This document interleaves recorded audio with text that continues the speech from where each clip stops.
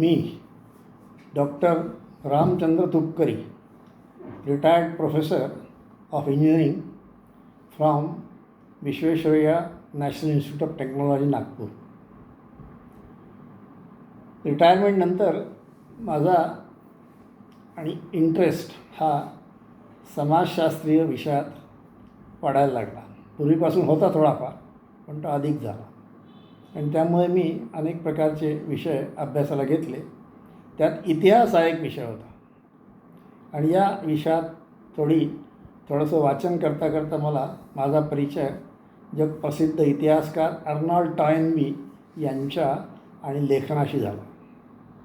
आणि त्यानंतर त्यांनी अर्नॉल्ड टॉयनबीनी जगात आजपर्यंत झालेल्या ज्या 25 संस्कृती सभ्यता आहे यांचा अभ्यास केला. आणि त्या अभ्यासाला त्यांनी 10 फार मोठ्या मोठ्या खंडात जवळपास 1000 पानाचा एक अशा ए स्टडी ऑफ हिस्ट्री अशा ग्रंथरूपात त्यांनी तो प्रसिद्ध केला. हा प्रसिद्धीचा काळ म्हणजे साधारणपणे 1935-36 ते 1944-45.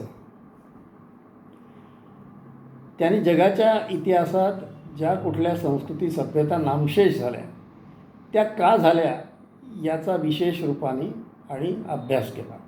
आणि ज्या टिकल्या त्या का टिकल्या याचाही अनुषंगाने आणि जो आहे तो अभ्यास झाला. अर्नॉल्ड टॉयनबीच्या मताप्रमाणे जगात आजपर्यंत जवळपास 25 संस्कृती सभ्यता उदयाला आला कुठे केव्हा तरी जगात. आणि त्यातल्या 23 नामशेष झाल्या, आज नाही आहे त्या. आज त्यांची फक्त खिंडारं उपलब्ध आहेत किंवा आणखी काही गोष्टी असतील तर त्या. ज्या टिकून राहिल्या त्यात एक हिंदू संस्कृती भारतातली आणि चीनची चायनीज संस्कृती. तर चीनच्या संस्कृतीवरही बौद्ध धर्माचा पुरेसा प्रभाव पडल्यामुळे त्यातही काही ना काही स्थित्यंतरं आली. ती त्याच्या मूळ रूपात नाही आहे. पण हिंदू संस्कृती जिचा उगम वेद उपनिषद काळात मानला जातो ती तिथपासून आजपर्यंत त्या शुद्ध रूपात प्रवाहित होत आजपर्यंत आपल्यापर्यंत अक्षुण्ण रूपात चालत आलेली आहे. आजही आपण तिचं दर्शन घेऊ शकतो. तिच्यानुसार वागणारे आणि सगळे लोक आपल्याला भेटू शकतात काही ना काही. तर असा हा या 25पैकी 23चा नाश का झाला, त्यांच्यासमोर कोणती संकटं आली आणि त्यांचा त्यात नाश का झाला याचा मागोवा घेत असताना, त्याचा अभ्यास करत असताना टॉयनबीला एक सूत्र उमगलं. जिथे नाश झाला ज्या संस्कृतीचा ती तिथल्या भौगोलिक किंवा अशा कुठल्या तरी तात्कालिक कारणामुळे तिचा नाश झाला का, तर त्याच्या लक्षात आलं की असं नाही. तर त्या नाशाचं कारण काही अलगच असलं पाहिजे. आणि म्हणून त्यांनी हा विचार करत असताना आणि जो अभ्यास केला त्यातून एक सूत्र उदयाला आणलं. त्या सूत्राला त्यांनी या प्रकारे मांडलं की जेव्हा व्यक्तीसमोरही कुठल्या ना प्रकारचं काहीतरी आव्हान असते तेव्हा तो त्याला प्रतिसाद देतच असतो कुठल्या ना कुठल्या प्रकाराने. आणि तो काही अगदी आता काही होत नाही, मी बसलो आता काही करणार नाही असं तर एखाद क्वचित अपवाद सोडला तर काही करत नाही कोणी. आणि समाजाच्या पुढे तर अनेक लोक असल्यामुळे ते त्याचा निरनिराळ्या प्रकाराने प्रतिसाद देण्याचा प्रयत्न करतात. तर भौतिक जगात ते जग निश्चित असं असल्यामुळे त्यात जेव्हा एखादं काही ना काही कारण असते तर त्या कारणामुळे आणि काही ना काही क्रिया घडत असते. तर त्याला कॉज अँड इफेक्ट असं म्हणतात भौतिकशास्त्रात किंवा भौतिक जगात. पण अशा प्रकारच्या कारणाने संस्कृती सभ्यतांचा विकास आणि ऱ्हास हे आपल्याला उलगडून दाखवता येत नाही. तेव्हा टॉयनबीनी सांगितलं की याचा विचार आपल्याला त्या समाजासमोर संस्कृतीसमोर जी आव्हानं उभी राहिली त्या आव्हानाला तेथील लोकांनी कसा प्रतिसाद दिला यातून आपल्याला कोणाचा नाश का झाला, तो नाश होताना किती प्रकारचे स्थित्यंतर होत गेले आणि मग नाश झाला, एका झटक्यात झाला की त्याला काही आणखी आणि स्टेपमध्ये तो नाश झाला, असा सगळा विचार जो आहे तो त्यांनी करण्याचा प्रयत्न केला. आणि हा जो आहे या सगळ्या संस्कृती सभ्यतांचा ऱ्हास आणि विकास याचा हा जो चॅलेंज अँड रिस्पॉन्स म्हणून जो एक सिद्धांत त्यांनी प्रतिपादित केला तो आता जगभर मान्य आहे की असं होऊ शकते संस्कृती सभ्यतासमोर. आणि इतिहासाचं यातून आपल्याला विश्लेषण करता येते. इतिहास हा एका समूहाचा असतो, व्यक्तीचा इतिहास नसतो. त्याच्यामुळे मोठ्या समूहाचा इतिहास आणि त्यांचं पतन किंवा उत्थान हे समजून सांगण्याकरता हे आव्हान आणि प्रतिसाद, चॅलेंज अँड रिस्पॉन्स या प्रमेयाचा उपयोग टॉयनबीने करून दाखवला आणि त्यानुसार त्यांनी जगाचा इतिहास उलगडून दाखवला. तर या चॅलेंज अँड रिस्पॉन्समध्ये सगळ्यात पहिले असं आहे की हा जो काही म्हणजे समस्या समोर असल्याशिवाय, त्याची जाण असल्याशिवाय तर त्याचा उपाय तर काही शोधता येत नाही कोणाला. पण कोणत्याही समाजात ही जी जाण आहे ही फार थोड्या लोकांना असते. ज्यांना जे विद्वान असतात, ज्यांची समज व्यापक असते, ज्यांचा अभ्यास असतो, अशा सगळ्यांना कळते काय आहे समाजासमोर चॅलेंजेस आहे आणि मग त्यांना प्रतिसाद कसं द्यायचं हेही त्यांना कळतं.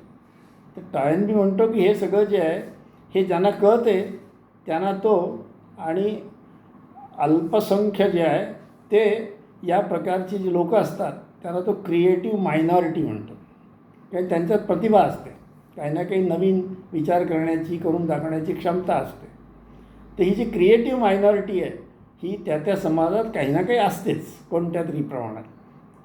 आणि मग ही क्रिएटिव्ह मायनॉरिटी जेव्हा त्या समाजातील अन्यांना बरोबर घेऊन आणि एक संघटित स्वरूपात त्यांच्यासमोर ठाकलेल्या आव्हानांना जेव्हा प्रतिसाद देते तेव्हा त्या संस्कृती सभ्यतेचा एकतर विकास होईल किंवा ती हे जे त्यांचं जे प्रतिसाद आहे हा कमी पडल्यास तर नाशही होऊ शकतो.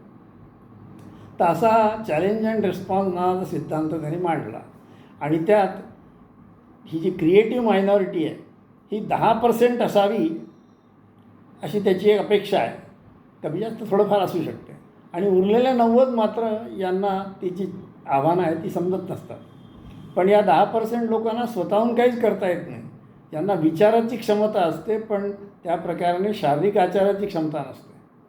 तर हे 10% लोक जेव्हा उर्वरित 90% लोकांना आपल्याबरोबर घेऊन एक संघटित रूप उभं करतात तर त्या संघटित रूपातून या आव्हानांना प्रतिसाद देण्याकरता त्यांना जेव्हा तयार केले जाते तेव्हा ते या आव्हानांना उचित असा प्रतिसाद देऊ शकतात किंवा देणं त्यांना जर नाही जमलं तर तेही शक्य आहे.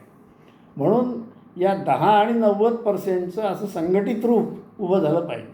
आणि हे जे संघटित रूप आहे शुद्ध यांत्रिक स्वरूपाचं असते. जसं एक सार्जंट असतो आणि आपल्या प्लॅटूनला 500-1000 लोकांना शिटी वाजवतो आणि सांगतो करा ड्रिल, आणि ते करतात ड्रिल. इतकं हे यांत्रिक स्वरूपाचं असते. हे सांगतील काय करायचं काय नाही. थोडक्यात अर्थ असा की काही नेते असतात, ते सांगतात त्याप्रमाणे त्यांचे जे अनुयायी आहे ते कार्य करतात आणि ते कार्य पुष्कळसं जे आहे शारीरिक स्तरावर असतं. आणि मग त्यातून जर योग्य प्रतिसाद दिला गेला, उदाहरणार्थ कुठल्या तरी देशावर कोणी आक्रमण केलं तर तिथल्या या लोकांना समजलं हे की आपण जे आहे ते हे आक्रमण परतून लावलं पाहिजे, तर ते सर्व प्रकारचे मिलिटरी म्हणा आणखी काही म्हणा या प्रकारची संघटना उभी करतात, प्रतिसाद देतात आणि उलटवून लावतात. शक्यता अशी एक उलटवून लागणार नाही.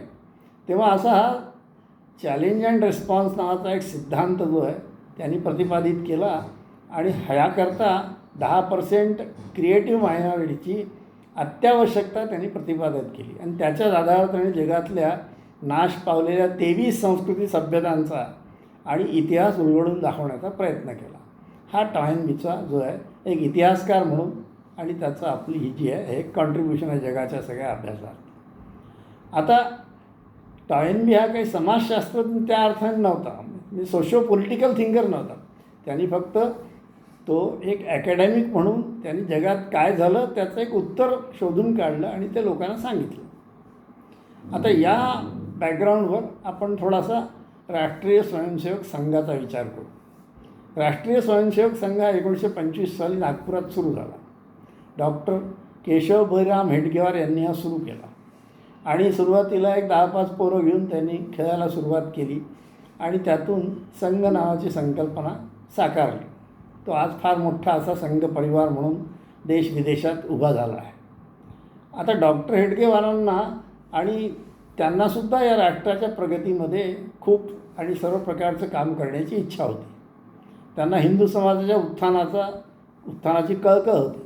कारण 1000 वर्ष आपण अनेक प्रकारच्या संघर्षात पुष्कळसा मार खाऊन कसेबसे जगत इथपर्यंत आलो आहे. तेव्हा यातून या समाजाला पुन्हा एकदा उभं करण्यास तो काय करायला पाहिजे तर त्यांनी या प्रकारचं संघाचं कार्य सुरू केलं.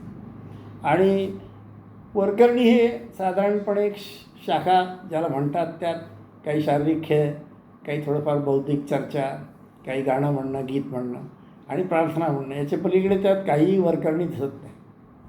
पण त्यातूनच आज एका नागपूरच्या शाखेपासून जगभरात हे संघकार्य पसरलं आणि त्याच्या विविधांगी शाखा उभ्या झाल्या. तर त्याला आज सर्वसाधारण संघ परिवार या नावाने लोक ओळखतात.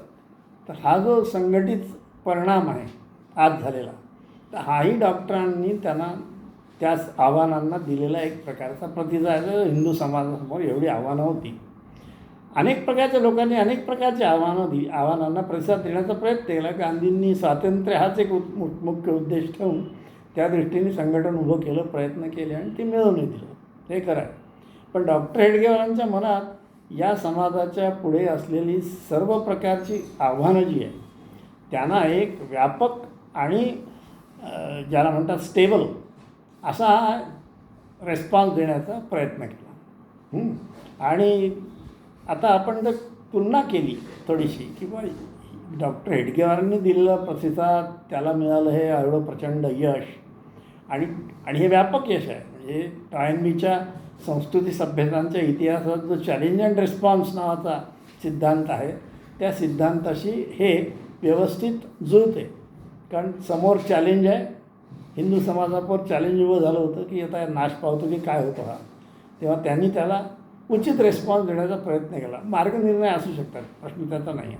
प्रश्न असा की याला त्या प्रकारचा प्रतिसाद देण्याचा डॉक्टर हेडगेवारांनी प्रयत्न केला आणि ते पुरेशा प्रमाणात यशस्वी झालेले दिसते. आणि त्याचा आज म्हणजे हिंदुस्थानात डॉक्टर हेडगेवारांच्या विचाराचं एक प्रकारे आणि केंद्रात सरकार आहे, अनेक प्रांतातही सरकार आहे. नरेंद्र मोदी हे त्याचं उत्कृष्ट उदाहरण आहे. तर आता या दोघांचा थोडासा तुलनात्मक अभ्यास आपण करूया की याचं साम्यता आहे नक्कीच, काही वाद नाही. पण टॉयनबी म्हणतो 10% जी आहे ती क्रिएटिव्ह मायनॉरिटी हवी आणि उर्वरित 90% लोकांना बरोबर घेऊन चालून त्यांचं संघटित उभं करून मग आपल्याला समाज स्तरावर त्याला योग्य तो प्रतिसाद देता येईल. हा त्यांचा आपला इतिहासाच्या अध्ययनातून निष्कर्ष काढलेला त्यांचा हा सिद्धांत आहे. डॉक्टर हेडगेवारांनी काय सांगितलं, त्यांनी शाळा केली आणि सोडून दिलाच नाही. त्यांनी याचाही पूर्णपणे विचार केला आणि त्याने असा विचार केला की किती आपल्याला लोक या समाजाच्या सर्व प्रकारच्या उत्थानाकरता लागतील. तर शक्यता अशी आहे त्यांच्यासमोरचे परिमाण असेल ते या प्रकारचं असू शकते की त्यांच्या त्या 1920-25च्या काळात, 30च्या काळात जेवढे इंग्रज भारताची सगळी सत्ता निर्णय स्तरावर राबवत होते, ते एक प्रकारचं संघटन होतं शासकीय, आणि ते चालवणारे इंग्रज लोक ते व्हाईसरॉयच्या रूपाने चालवत असत. पण इथे अनेक प्रकारचे असे लोक होते, तेव्हा त्यातही अनेक विद्वान होते या प्रकाराने. म्हणजे ICS म्हणा, IPS म्हणा, हे सगळं तेव्हाच निर्माण झालं आपल्या इथलं ते सगळं व्यापक असं क्षेत्र आहे.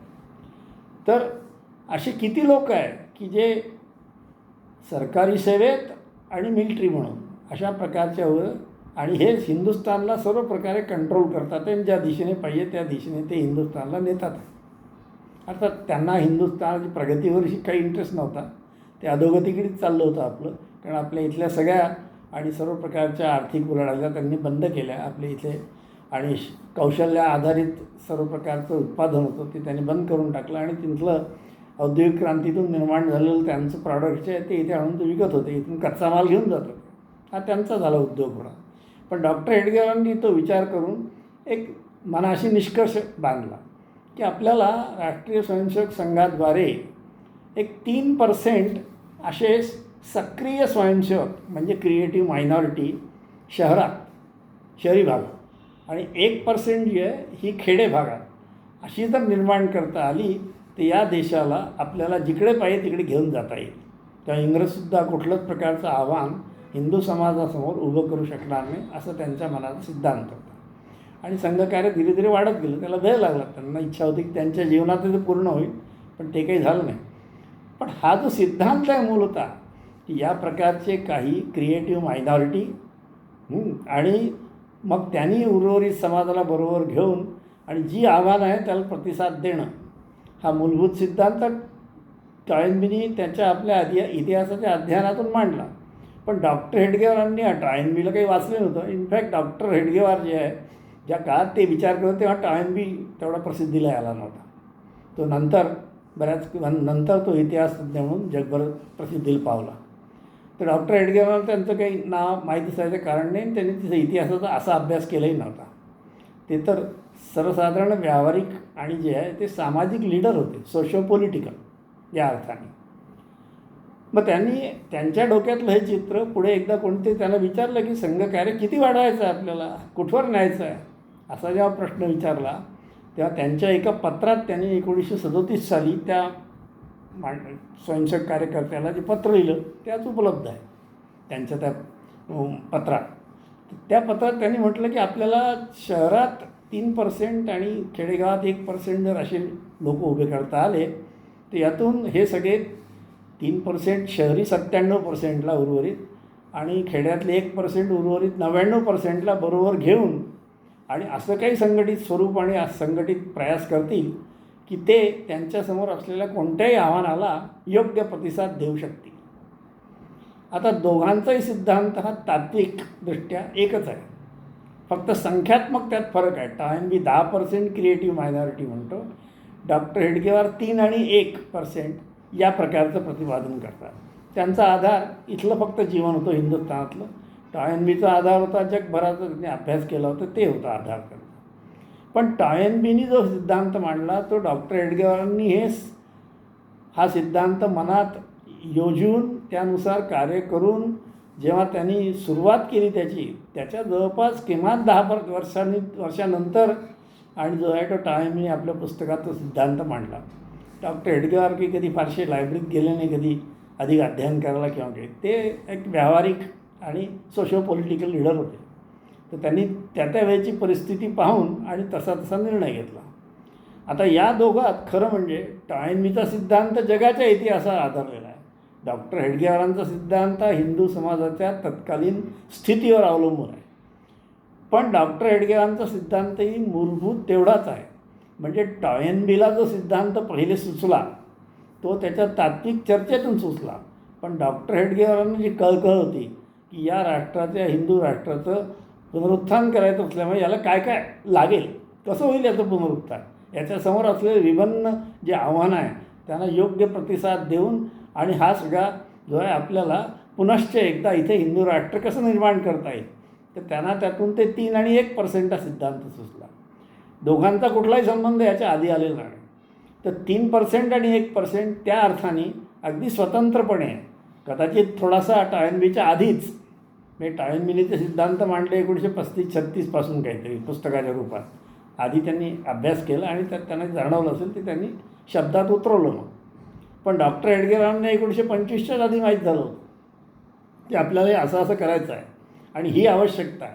तेव्हा डॉक्टर हेडगेवार हे व्यावहारिक सोशो पॉलिटिकल सायंटिस्ट होते आणि हे जे प्रमेय आहे की क्रिएटिव्ह मायनॉरिटी असलीच पाहिजे समाजात, तिला बरोबर घेऊन व्यापक समाजाची त्याच्याशी बांधणी करून संघटित स्वरूप उभं करून त्यातून समाजाचं राष्ट्राचं पुनरुत्थान घडू शकते किंवा त्यांच्यासमोर असलेल्या आव्हानांना योग्य प्रतिसाद देता येऊ शकतो, हे डॉक्टरांना टॉयनबीच्या कदाचित थोडंफार आधीच आणि अगदी स्वतंत्रपणे माहीत होतं. तेव्हा फक्त त्यांनी तो काही लिखित स्वरूपात तसा आणि एक अकॅडमिक म्हणून काही कुठे मांडला नाही किंवा एक रिसर्च पेपर म्हणून त्यांनी काही कुठे तो प्रेझेंटही केला नाही. कुठल्या परिषदेत इतिहासाचे ते गेले नाही, त्यांनी भाषणही दिलं नाही. त्यांची भाषणं ही सोशो पॉलिटिकल लेवलवर समाजातच व्हायची फक्त. पण शेवटी मूलभूत सिद्धांत याची अनुभूती डॉक्टर हेडगेवारांना जी आहे ती कुठल्याही प्रकाराने कुठल्याही अन्य संबंधातून नाही झाली, तर त्यांच्या अंतःप्रेरणेतून त्यांनाही झाली आणि त्यांचं जे ऑब्झर्वेशन होतं समाज जीवनात त्यातून झाली. म्हणजे टॉयनबीच्या आधी हा सिद्धांत एक प्रकारे डॉक्टर हेडगेवारांना माहीत होता. टॉयनबीने नंतर तो शोधून काढून त्याच्या स्वतंत्र प्रतिभेने स्वतंत्रपणे आणि पुस्तक रूपात त्यांनी मांडला. त्याला काही कुठलं सामाजिक संघटन उभं करायचं नव्हतं. डॉक्टर हेडगेवारांना तर व्यावहारिक स्तरावर संघटन उभं करून ते प्रयत्न करून इथल्या सगळ्या आव्हानांना योग्य तो प्रतिसाद देऊन पहिले देशाला स्वातंत्र्य आणि मग देशाची प्रगती अशा सर्व स्तरात त्या प्रकारची योजना आखायची असल्यामुळे त्यांनी आणि त्याला सांगितलं की या हिंदू राष्ट्र संकल्पनेला लोकांनी आपला आणि एकत्र यावं आणि त्याला योग्य तो प्रतिसाद द्यावा. तेव्हा लोकांना टॉयनबी माहीत आहे, इतिहासाचं अध्ययन करणाऱ्या विद्यापीठातील प्राध्यापकांना टॉयनबी माहीत असेल, आजही माहीत आहे, त्याचा सिद्धांतही माहीत असेल. पण हा नेमका सिद्धांत भारतातसुद्धा माहीत होता, त्याच्या आधी माहीत होता, स्वतंत्रपणे माहीत होता. स्वतंत्रपणे ज्याची अनुभूती डॉक्टर हेडगेवारांना झाली हे मात्र काही लोकांना माहीत नाही अजूनही, फार थोड्या लोकांना, आणि या गोष्टीची कल्पना आहे. पण आपलं एक लक्षात घेतलं पाहिजे की इतिहासाचं जेव्हा आपण अध्ययन करतो तेव्हा आपण याचा उचित असा अभ्यास केला पाहिजे. आजच्या विद्यापीठात हिंदुस्थानातल्या संघाचा अभ्यास करणं हा एक टॅबू आहे, त्याला कोणी स्पर्श करत नाही. कारण 50-60 वर्ष काँग्रेसचं जे राज्य चाललं या देशात, त्यांनी संघाला आणि जे आहे ते स्पर्श न करण्याकरता लोकांवर इतका दबाव आणला की लोकांनी संघाविषयच जीवनातून काढून टाकला आणि त्याच्यामुळे संघाचा अभ्यासही करायचा नाही. वास्तविक संघाचा अभ्यास करायला हरकत काहीच नाही. विद्यापीठात कुठल्याही गोष्टीचा अभ्यास करावा त्यांनी.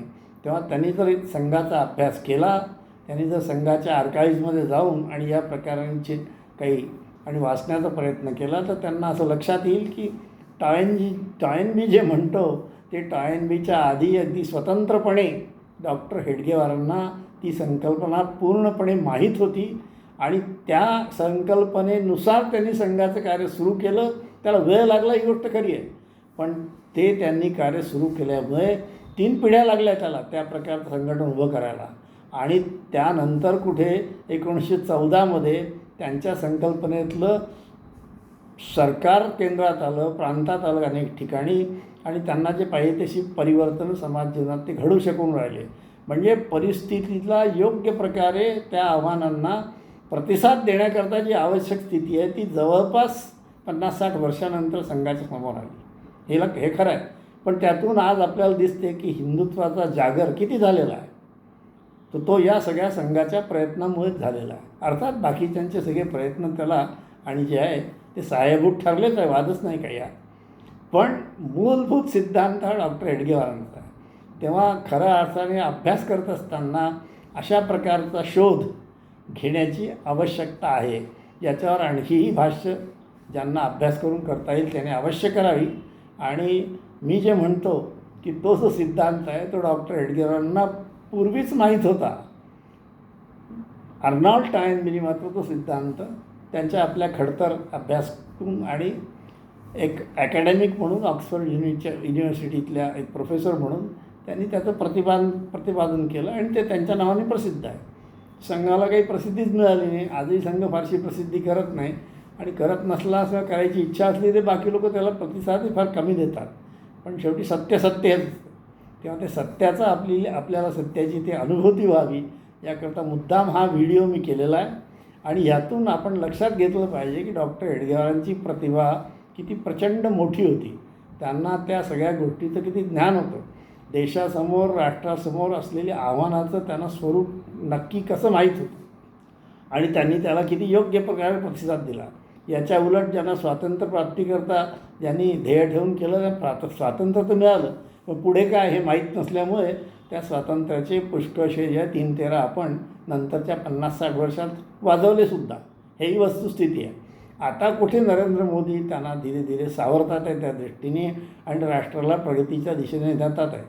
पण याच्या मागची मूळ प्रेरणा कोणती तर डॉक्टर हेडगेवारांची. त्यामुळे मोदी हे जगातलं आता सगळ्यात आणि सर्वार्थाने लोकांच्या आवडीचं नेतृत्व तयार झालं आहे. आत्ताच रिसेंटली आपण पाहिलं असेल की अन्य मोठ्या मोठ्या राष्ट्रांच्या नेत्यांना मागे टाकून मोदी हे स्वतः नंबर 1चे जे आहे ते आता जागतिक नेते झाले आहेत. हे सगळं कशाचं फळ आहे? हे त्या मूळ सिद्धांताचं फळ आहे जे डॉक्टर हेडगेवारांनी प्रतिपादित केलं.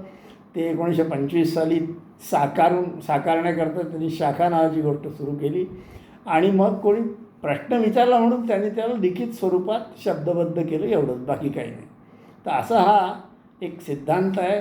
टॉयनबीच्या नावाने जगात प्रसिद्ध आहे, पण त्याचा मूळ ओरिजिनेटर, मूळ उद्गाता खरं म्हणजे डॉक्टर हेडगेवार आहे. त्यांनी तो व्यावहारिक रूपात अंमलात आणला. तर दोघांनी आपल्या आपल्या परीने स्वतंत्रपणे, त्याला काही संघ माहीत नव्हता, यांना काही टॉयनबी माहीत नव्हते, तेव्हा दोघांनाही आपण तेवढं क्रेडिट देऊया, हरकत काही नाही. पण हा सिद्धांत डॉक्टर हेडगेवारांना अगदी स्वतंत्रपणे टॉयनमीच्या शिवाय त्याच्या थोडं पूर्वीच अवगत होता हे मात्र निश्चित.